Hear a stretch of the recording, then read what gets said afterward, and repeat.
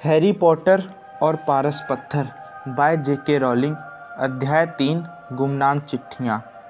Brazilian सांप के निकल भागने के कारण हैरी को अब तक की सबसे लंबी सज़ा मिली। जब उसे अलमारी से बाहर आने की छूट दी गई तब तक गर्मी की छुट्टियां शुरू हो चुकी थीं। डडली अपना नया वीडियो कैमरा तोड़ चुका था, रिमोट कंट्रोल वाले हवाई जहाज़ को चकनाचूर कर चुका था और पहली बार रेसिंग बाइक चलाते समय बूढ़ी मिसेस फिक को तब टक्कर मार चुका था जब वे बैसाखियों के सहारे प्रिवेट ड्राइव की सड़क पार कर रही थीं। हैरी खुश था कि स्कूल बंद हो गया, परंतु डडली के गैंग से बचने का कोई उपाय नहीं था क्योंकि वे रोज़ घर आ धमकते थे। पियर्स, डेनिस, मैल्कम और गॉर्डन सब के सब मोटे और मूर्ख थे, परंतु चूंकि डडली उसमें सबसे मोटा और सबसे मूर्ख था इसलिए वह उनका लीडर था। बाकी सभी खुशी खुशी डडली के मनपसंद खेल हैरी का शिकार में शामिल हो जाते थे। इस वजह से हैरी ज़्यादातर समय घर के बाहर रहना पसंद करता था। यहाँ वहाँ भटकते हुए जब वह छुट्टियों के ख़त्म होने के बारे में सोचता तो उसे आशा की हल्की सी किरण नज़र आती। जब सितंबर आएगा तो वह हाई स्कूल में जाएगा और जीवन में पहली बार वह डडली के साथ नहीं पढ़ेगा। डडली को वॉर्नन अंकल के पुराने स्कूल स्मेल्टिंग्स में भेजा जा रहा था। पियर्स पॉलकिंस भी वहीं जा रहा था। दूसरी तरफ हैरी एक सरकारी school stone wall high school में जाने वाला था जिसका डडली मजाक उड़ाता रहता था। स्टोन वॉल में पहले दिन बच्चों का सिर टॉयलेट के अंदर डालते हैं, उसने हैरी से कहा। चाहो तो ऊपर आकर उसकी प्रैक्टिस कर लो। नहीं धन्यवाद, हैरी ने कहा। बेचारे टॉयलेट के अंदर तुम्हारे सिर जितनी गंदी चीज़ पहले कभी नहीं गई होगी। वह बीमार होगा। इससे पहले कि डडली उसके कहने का मतलब समझ पाए, हैरी ने दौड़ लगा दी। जुलाई में पिटूनिया आंटी डडली को एक दिन लंदन ले गईं क्योंकि डडली के लिए स्मेल्टिंग्स की यूनिफॉर्म खरीदनी थी। हैरी को वे मिसेस फिक के यहाँ छोड़ गईं। मिसेस फिक का व्यवहार आज पहले जितना बुरा नहीं था। बाद में हैरी को पता चला कि उनकी पालतू बिल्लियों में से एक के कारण वे गिर गई थीं, जिससे उनकी टांग टूट गई और शायद इसलिए वह मिसेस फिक को बिल्लियों से पहले जितना प्रेम नहीं रह गया था। उन्होंने हैरी को टेलीविज़न देखने दिया और उसे थोड़ा सा चॉकलेट केक भी दिया जिसका स्वाद ऐसा था कि जैसे उसे कई सालों से संभाल कर रखा गया हो। उस शाम डडली ने अपनी नई चमचमाती यूनिफॉर्म में पूरे परिवार के सामने ड्राइंग रूम में परेड की। स्मेल्टिंग्स में पढ़ने वाले महरूम रंग का लंबा कोट, नारंगी नेकर और बोटर्स नाम के स्ट्रॉ हैट पहनते थे।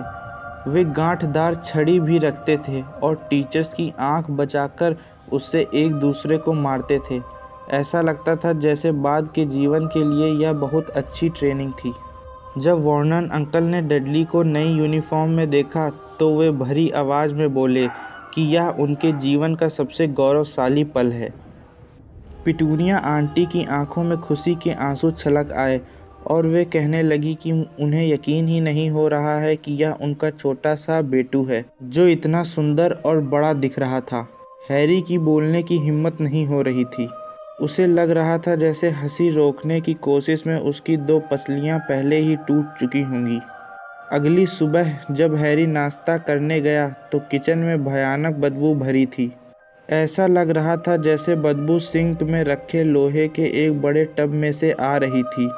उसने उसमें झांक कर देखा। टब में गंदे कपड़े भरे थे जो भूरे पानी में तैर रहे थे। यह क्या है? उसने पिटूनिया आंटी से पूछा। उसके होंठ जैसे सिले हुए थे क्योंकि जब भी वह सवाल पूछने की गुस्ताखी करता था वह अपने होंठ कसकर बंद कर लेता था। तुम्हारी नई स्कूल यूनिफॉर्म, उन्होंने कहा। हैरी ने एक बार फिर टब में देखा। अच्छा, उसने कहा, मुझे पता नहीं था कि इसका इतना गीला होना ज़रूरी है। बेवकूफ़ हो क्या? पिटूनिया आंटी ने तमतमाते हुए कहा। मैं तुम्हारे लिए डडली के पुराने कपड़े भूरे रंग में रंग रही हूँ। जब काम पूरा हो जाएगा तो यह यूनिफॉर्म भी बाकी बच्चों जैसी ही दिखेगी। हैरी को इस बारे में बहुत संदेह था, परंतु उसने सोचा कि बहस करने से कोई फ़ायदा नहीं होगा। वह टेबल पर बैठ गया। और उसने कोशिश की कि वह इस बारे में ना सोचे। स्टोन वॉल हाई स्कूल में पहले दिन उसका हुलिया कैसा दिखेगा, शायद वैसा जैसे उसने किसी बड़े हाथी की खाल ओढ़ रखी हो। डडली और वर्नन अंकल अंदर आए और हैरी की नई यूनिफॉर्म की बदबू के कारण दोनों की ही नाक सिकड़ी हुई थी। वर्नन अंकल ने हमेशा की तरह अपना अखबार खोला और डडली अपनी स्मेल्टिंग्स की छड़ी से, जिसे वह हर जगह साथ ले जाता था, टेबल पर ठक ठक करने लगा। तभी उन्हें लेटर बॉक्स खुलने की आवाज़ सुनाई दी और फिर फर्श पर चिट्ठियां गिरने की आवाज़ आई। चिट्ठियां लाओ डडली, वर्नन अंकल ने अखबार के पीछे से कहा। हैरी से कहो ना। हैरी, चिट्ठियां लाओ। डडली से कहिए ना। डडली, अपनी स्मेल्टिंग्स की छड़ी उसे चुभाओ। अपने आप को स्मेल्टिंग्स की छड़ी से बचाते हुए हैरी चिट्ठियां लाने चला गया। फर्श पर 3 चिट्ठियां पड़ी थी। वर्नन अंकल की बहन मार्ज का पोस्टकार्ड, जो ऑयल ऑफ वाइट पर छुट्टियां मना रही थीं, एक भूरा लिफाफा जो शायद कोई बिल था, और एक चिट्ठी हैरी के नाम। हैरी ने चिट्ठियां उठाईं और उसे गौर से देखा। उसका दिल किसी बड़े रबड़ बैंड की तरह उछल रहा था। जिंदगी में किसी ने भी कभी भी उसे चिट्ठी नहीं लिखी थी। उसे कौन चिट्ठी लिखता? उसके ना दोस्त थे, ना ही रिश्तेदार। वह किसी लाइब्रेरी का मेंबर भी नहीं था, इसलिए उसे किताबें लौटाने के बारे में अपमानजनक पत्र भी नहीं मिलते थे। बहरहाल उसके सामने एक चिट्ठी थी और पते से साफ जाहिर था कि इसमें गलती की कोई गुंजाइश नहीं थी। मिस्टर एच पॉटर, सीढ़ियों के नीचे वाली अलमारी, 4 प्राइवेट ड्राइव, लिटिंग विंचिंग। लिफाफा मोटा और भारी था तथा पीले चमड़े के कागज़ से बना था और उस पर हरी स्याही से पता लिखा था। लिफाफे पर एक भी टिकट नहीं था। लिफाफे को पलटते समय उसके हाथ कांपने लगे। हैरी ने देखा कि लिफाफे के पीछे जामुनी मोम की मोहर लगी थी और एक मोनो बना था। मोनो में एक शेर, एक चील, एक बिज्जू और एक सांप थे और बीच में एक बड़ा सा एच लिखा हुआ था। जल्दी करो लड़के, वर्नन अंकल किचन से चीखे। तुम क्या कर रहे हो? कहीं चिट्ठी में रखे बम की जांच तो नहीं करने लगे? वे अपने मजाक पर खुद ही हंस पड़े। हैरी किचन में वापस आया। वह अब भी अपनी चिट्ठी को घूर रहा था। उसने वर्नन अंकल को बिल और पोस्ट कार्ड दे दिए, फिर बैठकर धीरे से अपना पीला लिफाफा खोलने लगा। वर्नन अंकल ने बिल वाला लिफाफा खोला, उसे नफ़रत से पढ़ा और फिर पोस्ट कार्ड पर निगाह डाली। मार्ज बीमार है, उन्होंने पिटूनिया आंटी को बताया। उसने बासी मछली खा ली थी। डैड, डडली अचानक चिल्लाया। डैड, हैरी के पास कुछ है। हैरी इस समय अपनी चिट्ठी खोलने ही वाला था, जो लिफाफे की तरह चमड़े के भारी कागज़ पर लिखी गई थी, परंतु तभी वर्नन अंकल ने उसके हाथ से चिट्ठी तेज़ी से छीन ली। यह मेरी चिट्ठी है, हैरी ने कहा और उसे वापस छीनने की कोशिश की। तुम्हें चिट्ठी कौन लिखेगा? वर्नन अंकल ने ताना मारते हुए कहा। उन्होंने एक हाथ से चिट्ठी खोली और उस पर नज़र दौड़ाई। ट्रैफिक लाइट जितनी तेज़ी से रंग बदलती है, उससे भी ज़्यादा तेज़ी से उनका चेहरा लाल से हरा हो गया। और बात यहीं पर ख़त्म नहीं हुई। कुछ ही सेकंड में उनका चेहरा बासी दलिये की तरह भूरा सफ़ेद हो गया। पिटूनिया, वे हाँफते हुए बोले। डडली चिट्ठी छीनने की कोशिश कर रहा था ताकि उसे पढ़ सके, परंतु वर्नन अंकल ने चिट्ठी इतनी ऊंचाई पर पकड़ी हुई थी कि उसकी पहुंच से दूर थी। पिटूनिया आंटी ने उत्सुकता से चिट्ठी ली और पहली लाइन पढ़ी। एक पल के लिए तो ऐसा लगा जैसे कि वे बेहोश होने वाली हैं। उन्होंने अपना गला पकड़ लिया और दम घुटने जैसी आवाज़ निकाली। वर्नन, हे भगवान, वर्नन! वे एक दूसरे की तरफ एकटक देखते रहे। वे भूल गए थे कि हैरी और डडली अब भी उसी कमरे में थे। डडली को यह सहन करने की आदत नहीं थी कि उसकी तरफ ध्यान न दिया जाए। उसने अपनी स्मेल्टिंग्स की छड़ी अपनी डैडी के सिर पर खट्ट से मारी। मैं उस चिट्ठी को पढ़ना चाहता हूँ, वह ज़ोर से चिल्लाया। हैरी ने बौखलाते हुए कहा, मैं इसे पढ़ना चाहता हूँ क्योंकि यह मेरी चिट्ठी है। दोनों बाहर निकल जाओ, वर्नन अंकल ने चिट्ठी को लिफाफे के अंदर ठूंसते हुए कहा। हैरी हिला भी नहीं। मुझे मेरी चिट्ठी चाहिए, वह चिल्लाया। मुझे चिट्ठी पढ़ने दो, डडली चीख रहा था। बाहर, वॉर्नन अंकल गरजे। इसके बाद उन्होंने हैरी और डडली की गर्दन पकड़ी और उन्हें हॉल में फेंक दिया और किचन का दरवाज़ा धड़ाम से बंद कर लिया। हैरी और डडली में तत्काल एक जोरदार परंतु खामोश लड़ाई होने लगी कि चाबी के छेद से कौन सुनेगा। डडली इस लड़ाई में जीत गया और इसलिए हैरी, जिसके एक कान पर उसका चश्मा लटक रहा था, पेट के बल लेटकर उस दरार में से सुनने लगा जो दरवाजे और फर्श के बीच में थी। वॉर्नन, पिटूनिया आंटी कांपती आवाज़ में कह रही थीं, पता देखो उन्हें कैसे मालूम वह कहाँ सोता है। कहीं ऐसा तो नहीं कि वे घर पर नज़र रख रहे हों, जासूसी कर रहे हों, पीछा कर रहे हों, कुछ भी हो सकता है। वॉर्नन अंकल बहुत परेशान आवाज़ में बोले। परंतु वॉर्नन, हम क्या करें? इसका जवाब दें या कह दें कि हम नहीं चाहते? हैरी को दिख रहा था कि वॉर्नन अंकल के चमकते काले जूते किचन में इधर से उधर आ जा रहे थे। नहीं, उन्होंने फैसला करते हुए कहा, नहीं, हम इसकी तरफ ध्यान नहीं देंगे। अगर उन्हें कोई जवाब नहीं मिलेगा तो हाँ, यही सबसे अच्छा रहेगा। हम कुछ भी नहीं करेंगे। पर मैं अपने घर में उस तरह की कोई चीज़ नहीं चाहता पिटूनिया। जब हमने उसे घर में रखा था तो क्या हमने उस वक्त यह कसम नहीं खाई थी कि हम इस खतरनाक बेवकूफ़ी को बंद कर देंगे? उस शाम को ऑफिस से लौटने के बाद वॉर्नन अंकल ने एक ऐसा काम किया जो उन्होंने पहले कभी नहीं किया था। वे हैरी की अलमारी में उससे मिलने गए। जैसे ही वॉर्नन अंकल दरवाजे से जैसे तैसे घुसकर अंदर आए, हैरी ने पूछा, मेरी चिट्ठी कहाँ है? मुझे किसने चिट्ठी लिखी है? किसी ने नहीं, उस पर गलती से तुम्हारा नाम लिखा था। वॉर्नन अंकल ने रूखेपन से कहा, मैंने चिट्ठी जला दी है। कहीं कोई गलती नहीं थी, हैरी ने गुस्से से कहा, उस पर मेरी अलमारी का पता लिखा था। चुप रहो, वॉर्नन अंकल इतने ज़ोर से चीखे कि छत से 2 मकड़ियाँ नीचे गिर पड़ीं। कई गहरी सांसें लेने के बाद वॉर्नन अंकल ने अपने चेहरे को मुस्कुराने के लिए मजबूर किया, जो बहुत कष्ट में दिख रहा था। अच्छा हाँ हैरी, इस अलमारी के बारे में तुम्हारी आंटी और मैं सोच रहे थे। अब तुम्हारे हिसाब से यह अलमारी छोटी पड़ने लगी है। हमने सोचा अच्छा यही रहेगा कि तुम डडली के दूसरे बेडरूम में रहने लगो। क्यों? हैरी ने कहा। सवाल मत पूछो, अंकल ने गुर्राते हुए कहा, अपना सामान ऊपर ले जाओ अभी।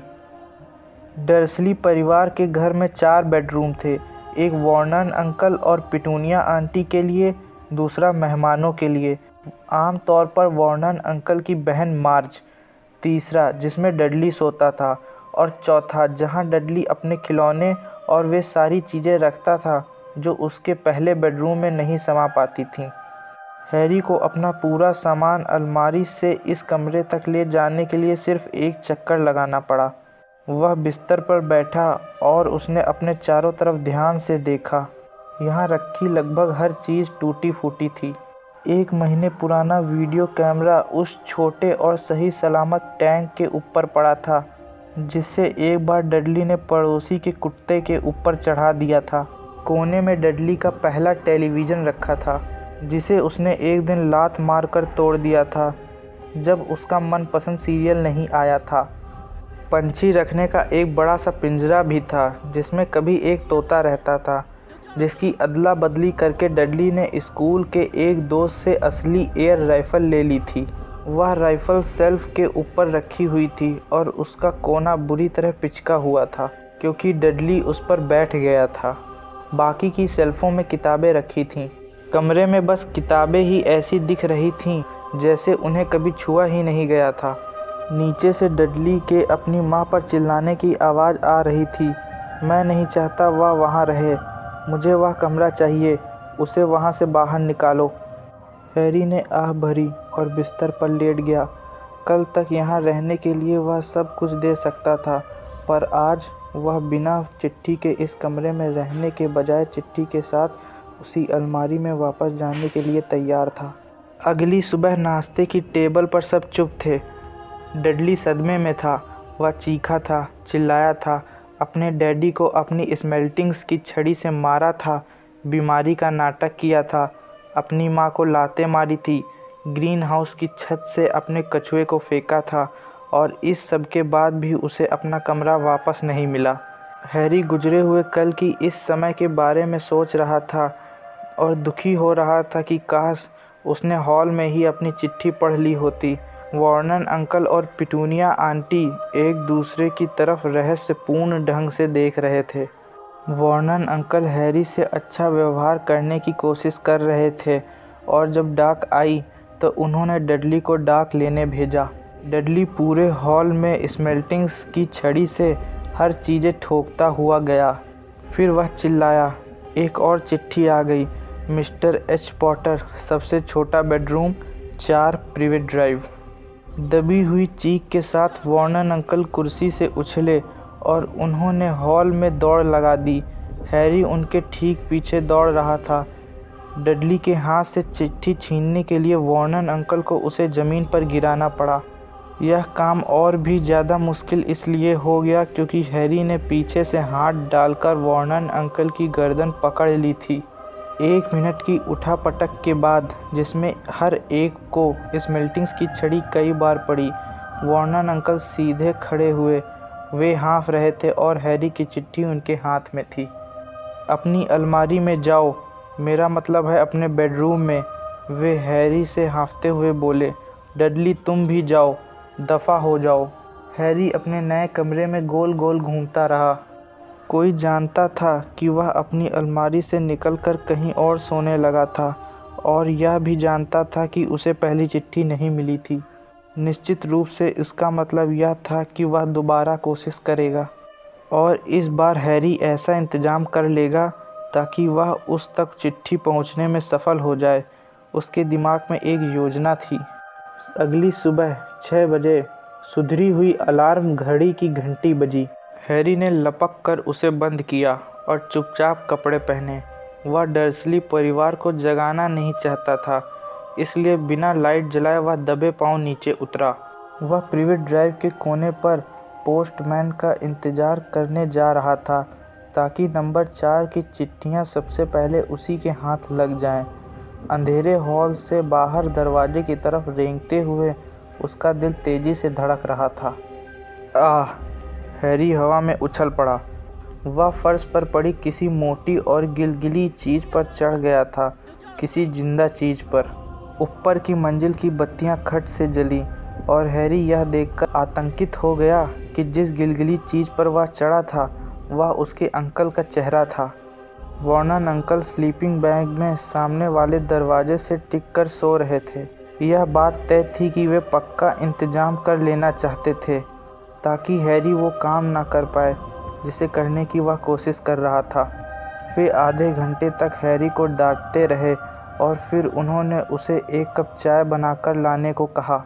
हैरी पैर पटकते हुए दुखी मन से किचन में गया और जब तक लौट कर आया तब तक डाक आ चुकी थी और वॉर्नन अंकल की गोद में पड़ी थीं।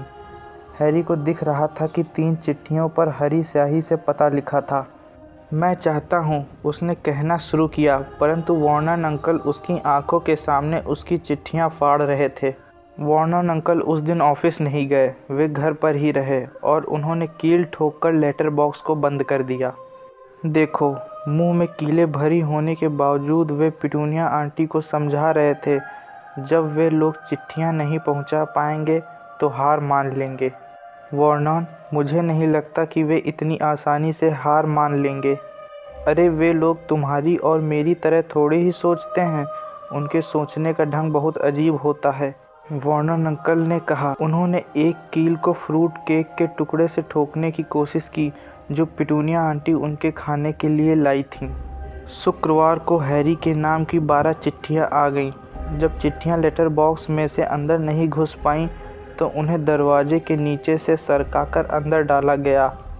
कुछ चिट्ठियों को किनारे के दरवाजे से और कुछ को तो नीचे वाले बाथरूम के रोशनदान के अंदर से डाला गया। वॉर्नन अंकल उस दिन भी घर पर ही रहे। सारी चिट्ठियों को जलाने के बाद उन्होंने हथौड़े और कीले उठाकर अगले और पिछले दरवाजे की सारी दरारें बंद कर दी। कोई अंदर तो क्या, बाहर भी नहीं जा सकता था। काम करते करते वे टिप्टो थ्रू द ट्यूलिप गुनगुना रहे थे और जरा जरा सी आवाज़ पर चौंक जाते थे। शनिवार को स्थिति नियंत्रण से बाहर होने लगी। हैरी के नाम की 24 चिट्ठियां घर के अंदर घुस आईं, जो 2 दर्जन अंडों के भीतर एक एक करके मोड़ी और छिपाई गई थीं। उनका दूध वाला बहुत परेशान दिख रहा था जब उसने यह अंडे ड्राइंग रूम की खिड़की से पिटूनिया आंटी को दिए। वॉर्नन अंकल गुस्से से पागल होकर पोस्ट ऑफिस और डेयरी को फ़ोन लगा रहे थे ताकि उन्हें कोई सही आदमी मिल जाए जिससे वे इसकी शिकायत कर सकें। इस बीच पिटूनिया आंटी ने अपनी मिक्सी में वे चिट्ठियां पीस डालीं। आखिर दुनिया में ऐसा कौन है जो तुम्हें कुछ कहने के लिए इतना झटपटा रहा है? डडली ने हैरी से आश्चर्य से पूछा। रविवार की सुबह नाश्ते की टेबल पर वॉर्नन अंकल थके हुए और थोड़े बीमार दिख रहे थे, परंतु वे खुश थे। इतवार को डाक नहीं आती, आज कोई बेहुदा चिट्ठी नहीं आ सकती।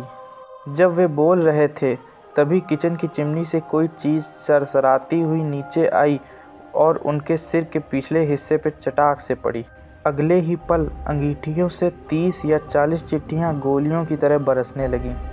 बाकी सभी ने अपने सिर झुका लिए, परंतु हैरी चिट्ठी पकड़ने के लिए हवा में उछला। बाहर जाओ, बाहर जाओ। वॉर्नन अंकल ने हैरी को कमर से पकड़ा और बाहर हॉल में फेंक दिया। जब पिटूनिया आंटी और डडली अपने चेहरे पर हाथ रखकर बाहर निकल गए तो वॉर्नन अंकल ने दरवाज़ा धड़ाम से बंद कर दिया। दरवाज़ा बंद होने के बाद भी बाहर से वे सुन सकते थे कि चिट्ठियां अब भी कमरे में तैरती हुई घुस रही थीं और दीवारों की फर्श पर टकरा रही थीं।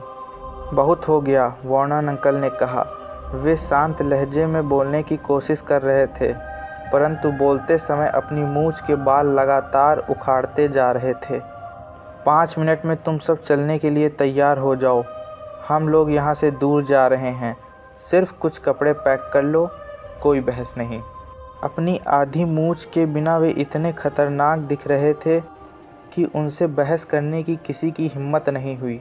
10 मिनट बाद वे लोग कीलों से बंद दरवाजे को झटके से खींचते हुए बड़ी मुश्किल से बाहर आए।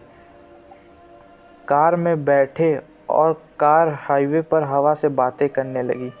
डडली पिछली सीट पर सुबक रहा था। उसके डैडी ने उसे सिर पर मार दिया था क्योंकि अपने टेलीविज़न, वीसीआर और कंप्यूटर को स्पोर्ट्स बैग में पैक करने में कुछ ज़्यादा ही समय लगा रहा था। उनकी कार चलती रही और चलती रही, यहाँ तक कि पिटूनिया आंटी भी यह पूछने से डर रही थी कि वे लोग कहाँ जा रहे हैं। बीच बीच में वॉर्नन अंकल झटके से गाड़ी मोड़ लेते थे। कुछ समय तक विपरीत दिशा में कार चलाने लगते थे। जब वे झटके से गाड़ी मोड़ते थे तो वे यह शब्द बुदबुदाते थे, पीछा करने वालों अब क्या करोगे, पीछा करने वालों अब क्या करोगे। दिन भर हो गया पर वे खाने पीने के लिए कहीं नहीं रुके। इतना बुरा दिन पहले कभी नहीं गुजरा था। रात तक डडली दुखी होकर चिढ़ाने लगा। उसकी ज़िंदगी में इतना बुरा दिन पहले कभी नहीं गुजरा था। वह भूखा था। उसके 5 मनपसंद टेलीविज़न सीरियल छूट गए थे। यही नहीं, आज से पहले वह अपने कंप्यूटर पर किसी दुश्मन को मारे बिना इतने समय तक कभी नहीं रहा था। आखिरकार वॉर्नन अंकल एक गंदे से होटल के सामने रुके जो एक बड़े शहर के बाहरी हिस्से में था। डडली और हैरी एक ही कमरे में सोए जिसमें डबल बेड था और सिली हुई गंदी चादरें थीं। डडली खर्राटे भरने लगा पर हैरी जागता रहा। वह खिड़की की चौखट पर बैठकर नीचे से गुजरने वाली कई कारों की रोशनियों को देख रहा था और सोच रहा था। अगले दिन नाश्ते में उन्होंने बासी कॉर्नफ्लेक्स और ठंडे डिब्बा बंद टमाटर के साथ टोस्ट खाए। उन्होंने नाश्ता ख़त्म ही किया था कि तभी होटल की मालकिन उनकी टेबल के पास आईं। माफ़ कीजिए, परंतु क्या आप में से किसी का नाम मिस्टर एच पॉटर है? मेरे पास रिसेप्शन पर इस तरह की लगभग 100 चिट्ठियाँ रखी हैं। उसने एक चिट्ठी दिखाई ताकि वे हरी स्याही में लिखा पता पढ़ सकें। मिस्टर एच पॉटर, कमरा number 17, rail view hotel, Cokeworth. Harry ने चिट्ठी को झपटना चाहा, परंतु वॉर्नन अंकल ने उसके बड़े हुए हाथ को हटाकर एक तरफ कर दिया। मालकिन घूरती रही। मैं उन्हें ले लेता हूँ, वॉर्नन अंकल बोले। और जल्दी से खड़े होकर वे उसके पीछे पीछे डाइनिंग रूम से बाहर चले गए। डियर, क्या यह बेहतर नहीं होगा कि हम घर लौट चलें? पिटूनिया आंटी ने कई घंटे बाद डरते डरते सुझाव दिया, परंतु ऐसा लगा जैसे वॉर्नन अंकल ने उनकी बात सुनी ही नहीं थी। वॉर्नन अंकल क्या चाहते थे, यह उनमें से कोई नहीं जानता था। वॉर्नन अंकल उन्हें कार से जंगल के बीचों बीच ले गए। वहाँ कार से बाहर निकले, चारों तरफ देखा, अपना सिर हिलाया, दोबारा कार में बैठे और एक बार फिर चल पड़े। यही हाल ही में जुते हुए खेत के बीच, एक झूला पुल के बीचों बीच और एक बहुमंजिला कार पार्किंग में हुआ। डैडी पागल हो गए हैं, है ना? डडली ने पिटूनिया आंटी से देर शाम को ढीली आवाज़ में पूछा। वॉर्नन अंकल कार को समुद्र के किनारे पार्क करके और उन सभी को उनके अंदर लॉक करके कहीं चले गए थे। बारिश होने लगी। बड़ी बड़ी बूंदें कार की छत पर शोर मचाने लगीं। डडली झींक रहा था। आज सोमवार है, वह अपनी माँ से बोला। द ग्रेट हम्बर्टो आज रात आने वाला है। मैं किसी ऐसी जगह पर ठहरना चाहता हूँ जहाँ पर टेलीविज़न हो। सोमवार, यह सुनकर हैरी को कुछ याद आया। अगर आज सोमवार था और टेलीविज़न के कारण डडली से सप्ताह के दिनों के बारे में आम तौर पर कोई गलती नहीं हो सकती थी, तो कल यानी मंगलवार को हैरी का 11वां जन्मदिन है। जाहिर है उसके बर्थडे खास खुशी के मौके नहीं होते थे। पिछले साल डर्सली परिवार ने उसे कोट टांगने वाला हैंगर दिया था और वॉर्नन अंकल ने एक जोड़ी पुराने मोजे भी। फिर भी कोई रोज़ रोज़ तो 11 साल का नहीं होता है। वॉर्नन अंकल वापस लौट आए थे और अब वे मुस्कुरा रहे थे। उनके हाथ में एक लंबा पतला पैकेट था और जब पिटूनिया आंटी ने उनसे पूछा कि वे क्या खरीद कर लाए हैं तो उन्होंने कोई जवाब नहीं दिया। बिल्कुल सही जगह मिल गई है, उन्होंने कहा। आ जाओ, सब बाहर निकल आओ। कार के बाहर बहुत ठंड थी। वॉर्नन अंकल समुद्र के काफ़ी भीतर एक बड़ी चट्टान की तरफ इशारा कर रहे थे। चट्टान के ऊपर एक छोटी सी झोपड़ी बनी थी, जिससे बुरी झोपड़ी की कल्पना भी नहीं कर सकते। एक बात तो तय थी, वहाँ कोई टेलीविज़न नहीं था। आज रात के लिए तूफ़ान की भविष्यवाणी की गई है, वॉर्नन अंकल ने खुशी से दमकते हुए और ताली बजाते हुए कहा, और इस भले आदमी ने मेहरबानी करके हमें अपनी नाव उधार दे दी है। बिना दांतों वाला एक बूढ़ा आदमी धीमी गति से चलते हुए उनके पास आया। थोड़ी कुटिल मुस्कान के साथ उसने एक पुरानी नाव की तरफ इशारा किया, जो नीचे स्लेटी भूरे पानी में हिचकोले खा रही थी। खाने पीने का थोड़ा सामान मैंने ले लिया है, वॉर्नन अंकल बोले। सब लोग नाव पर चढ़ जाओ। नाव में उनकी कुल्फ़ी जमने लगी। समुद्र की बर्फीली बौछार और बारिश उनके गले के नीचे उतर रही थी और ठंडी हवा चेहरे पर कोड़े बरसा रही थी। ऐसा लग रहा था जैसे घंटों बाद वे उस चट्टान तक पहुँचे जहाँ से वॉर्नन अंकल फिसलते और लड़खड़ाते हुए उन्हें टूटी फूटी झोपड़ी तक ले गए। अंदर की हालत बहुत भयानक थी। समुद्री शैवाल की बुरी बदबू आ रही थी। लकड़ी की दीवारों के बीच मोटी मोटी दरारों से हवा सीटी बजाते हुए आ रही थी और अंगीठी सिली या खाली थी। झोपड़ी में सिर्फ 2 ही कमरे थे। वॉर्नन अंकल के खाने पीने के सामान में सिर्फ 4 केले और सबके लिए आलू के चिप्स का एक पैकेट ही था। उन्होंने आग जलाने की कोशिश की, पर चिप्स के खाली पैकेट सिर्फ धुआं निकाल कर ही सिकुड़ गए। ऐसे समय पर चिट्ठियाँ होती तो मज़ा आ जाता, है ना? वे खुशी खुशी बोले। वे बहुत अच्छे मूड में थे।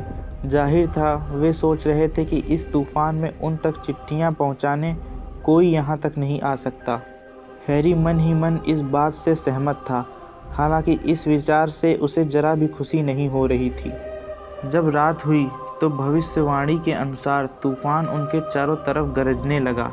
ऊंची लहरों की बौछार झोपड़ी की दीवारों पर टकराने लगी और तूफ़ानी हवा गंदी खिड़कियों को हिलाने लगी। पिटूनिया आंटी को दूसरे कमरे में कुछ सिले हुए कंबल मिल गए और उन्होंने दीमक लगे सोफे पर डडली के लिए बिस्तर लगा दिया। वे और वॉर्नन अंकल अंदर वाले मोटे पलंग पर सोने चले गए और हैरी को उसके हाल पर छोड़ दिया गया कि वह फर्श पर सबसे नर्म जगह ढूंढ ले और सबसे पतले तथा फटे कंबल के नीचे दुबक कर सो जाए। जब रात गहराने लगी तो तूफान और भी भयानक होता चला गया। हैरी सो नहीं सका। वह कांपता रहा, करवटें बदलता रहा और कोशिश करता रहा कि उसे थोड़ा आराम मिल जाए, परंतु उसका पेट भूख के मारे गुड़गुड़ कर रहा था। डडली के खर्राटे तूफानों की आवाज़ में दब गए, जो आधी रात के करीब शुरू हुआ। डडली की घड़ी उसकी मोटी कलाई पर सोफे के नीचे लटकी हुई थी और हैरी को उसके चमकते डायल से यह दिख रहा था कि 10 मिनट बाद वह 11 साल का हो जाएगा। वह लेटा रहा और देखता रहा कि उसका बर्थडे टिक टिक करके करीब आ रहा है। वह सोच रहा था कि क्या डर्सली परिवार को उसका बर्थडे याद रहेगा, और यह भी कि चिट्ठी लिखने वाला इस समय कहाँ होगा। 5 मिनट बचे थे। हैरी को बाहर किसी चीज़ के चरमराने की आवाज़ आई। उसे डर लगा कि कहीं छत टूटकर न गिर जाए। हालांकि ऐसा होने पर उसे अधिक गर्मी मिल जाएगी, इसमें कोई संदेह नहीं था। 4 मिनट बचे थे। शायद प्रिवेट ड्राइव के घर में अब तक इतनी सारी चिट्ठियां इकट्ठा हो गई होंगी कि जब तक वे वापस लौटेंगे तो उसमें से किसी तरह एक चिट्ठी चुराने में वह सफल हो जाएगा। 3 मिनट बचे थे। क्या यह समुद्र की आवाज़ थी जो इतनी बुरी तरह चट्टानों से टकरा रही थी? और 2 मिनट बचे थे। यह अजीब से चटकने की आवाज़ कैसी थी? क्या कोई चट्टान समुद्र में गिर रही थी? 1 मिनट बचा था और फिर वह 11 साल का हो जाएगा। 30 सेकंड, 20, 10, 9। शायद उसे डडली को उठा देना चाहिए, सिर्फ उसे चिढ़ाने के लिए। 3, 2, 1। भड़ाम! पूरी झोपड़ी हिल गई। हैरी उठकर सीधा बैठ गया और दरवाजे को घूरने लगा। कोई बाहर खड़ा था और अंदर आने के लिए दरवाज़ा खटखटा रहा था।